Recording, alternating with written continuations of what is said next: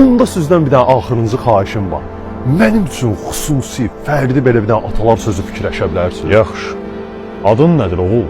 Yox, Nə işlə məşğulsan? TikTokerəm. Boyun neçədir? 1.90. Soxsam yoxsan. Senin farkın. Zaten bir sattı İtalya'dadır. Her yerde coşaksın yaptıklar. Üstüne de yazdılar. Nerede bu? Wanted. Lakin burada mujik demekti.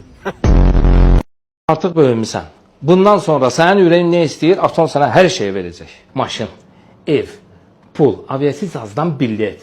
1-2 milyon da götürürsən, get şellən. Ciddi sən ata, zarafat eləmirsən? Zarafat eləyirəm. Bu nə də? Işıqlar yanır, kondisioner yanır, milyonərəm mən güc.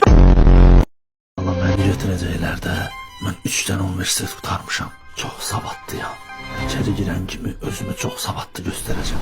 Mən 3 universitet qurtarmışam. Hə, sən bas bankova. Sən xaricisən? Hə. Sən götür işə. Bəs mən? Sən o Alara çarpdı mənə bayrağa, 2000 pul verdi. Başı xarab. Ulan kim yolumu mən də istəyirəm, mənə də versin də, onu bu. Ha. Elbrus kimdir? Mənəm Elbrus. Qozuma ki.